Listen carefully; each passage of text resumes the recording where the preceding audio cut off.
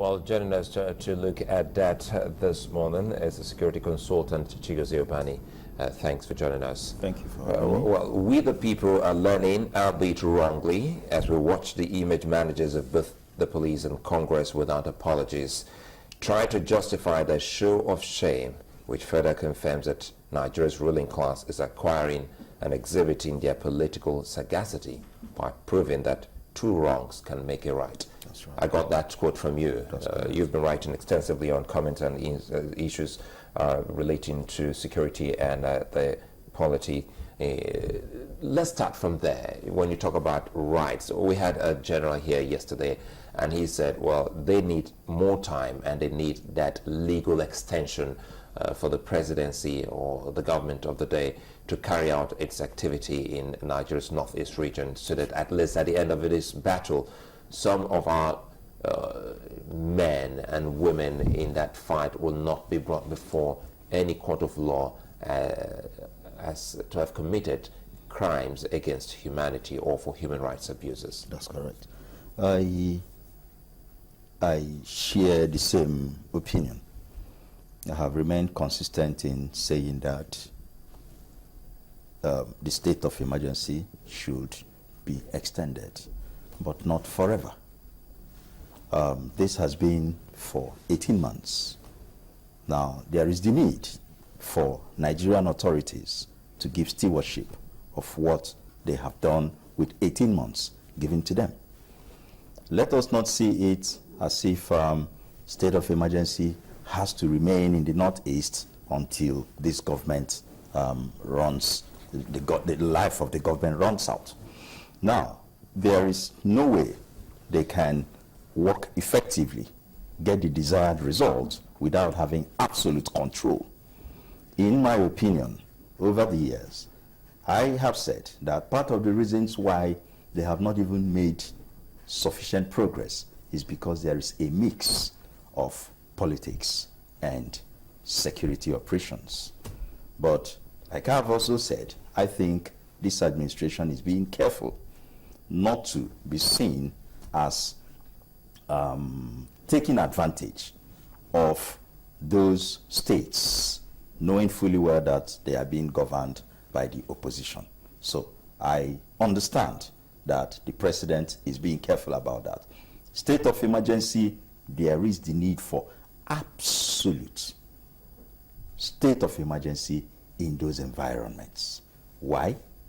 Like the general said, if there is information about a cache of arms in a particular house, you don't have to go to court, get the mandate before you could storm that place. But in a state of emergency, the command can take absolute control and lead the operations and get the results. But with all this, like I said, there is a mix.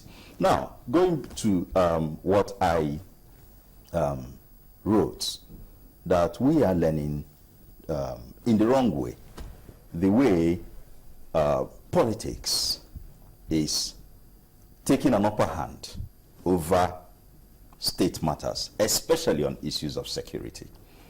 The National Assembly was supposed to put politics aside and deal with this issue. Unfortunately, the state itself, through its arm, the police, have also mixed it up by playing politics instead of looking at the security details, looking at the details of security operations which they are supposed to. At a critical time like this, the Nigerian police force, as led by Suleiman Abba, Inspector General, we know he is supposed to be capable. He is supposed to understand that there is a very sensitive issue going on at the National Assembly. Being a lawyer, he should understand that the courts are handling this issue. Let's not even dabble into who is speaker or not. What we want to do is to provide a calm environment for legislators who were called back from recess discussed the issue of state of emergency and give the president desired mandate to go secure that place at least for the next 6 months. So there shouldn't have been this mix of who is speaker, who should be locked out, who should be... That's where they got it wrong. And after all this has happened, we haven't seen anybody coming to apologize to Nigerians. Not on the part of the legislators, not on the part of the Nigerian police.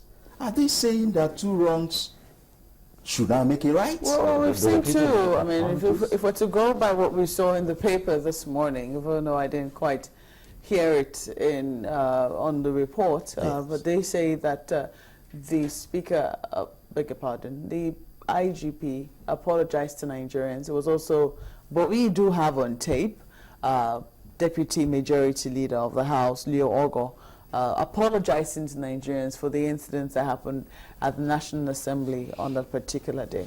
But that's not the issue I want to visit. The issue I would like to visit is, you know, accountability. You say that it is time for the military, much as you agree and you push forward that we must extend the state of emergency to enable this fight against insurgency continue. You also demand accountability from the Nigerian military. Sure. What are you looking to see? Over 18 months, we have, of course, experienced this authority by the Nigerian military by way of having this control, state of emergency. From time to time, they should brief us on successes recorded and why we need time, why they need more time to continue with this. It is embarrassing and scandalous that why all this time has been given, all the resources given, that Nigeria is losing territories. It is unacceptable that the Chief of Defense Staff lost his own village to insurgency, even when we are under state of emergency. These are issues that should have been taken seriously. Because on the 3rd of November, I was here and I said that one of the reasons this thing is not being taken seriously, or as serious as it should be, is because the majority of those who are being directly affected by this are the ordinary people. A lot of people got me wrong and thought I was looking at a class issue, them against us. Far beyond that. I am looking at a situation, how people feel when things affect them directly. The embarrassing situation at the National Assembly was because it affected them seriously, directly. The National Assembly have had all the opportunity to influence police reforms. But because each time they apply, of course they have the resources, the Inspector General of Police grants them protection. Each of them have police. They are protected. So they don't care. But the moment the same police turned around against them, locked them out, subjected them to strenuous screening, you saw them start scaling the fence. Just take that, juxtapose it with what I said on the 3rd of November, that if Boko Haram should acquire the weapons and the strategy to hit the 3 armed zones, that insurgency will be stamped out of this country within 2 weeks.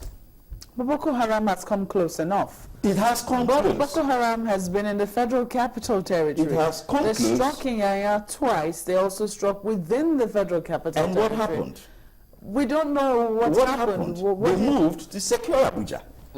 Abuja, of course, is safer than any of these northeastern zones where this thing is thriving. So what haven't we done? If we What? look at the Abuja template, a success story. That's right. Look at some other places, a success story. Once they were moving towards even Edo State from the Auchi axis, from Kogi axis, and they were repelled. Now they're just within these 3 states. What is it that we were able to do in other parts that we haven't been able to do in these 3 states? Very good. You see, each time reports come in that soldiers rebel against their commanders, what happens? Of course, as security practitioners, we know that is wrong.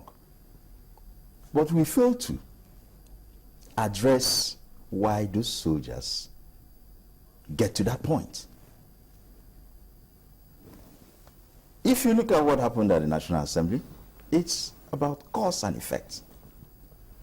Take it to these situations where soldiers raise arms against their commanders. Causes and effects. But each time, what we deal with celebrates after humiliating the soldiers. Why did you do this? As a security practitioner, we know, I know, that it is absolutely unacceptable. But once it happens, then the reasons for which those things occurred should be taken even more seriously than punishing the soldiers themselves. You're talking about the causes now. The causes. The men are in the field. A lot of things are going wrong. And those reports are getting back. How well do we treat them? I'm talking about the authorities. We are made to believe terrorism is a global phenomenon. Beautiful. Because globally, terrorism is being fought. But who are fighting terrorism and who are incubating terrorism?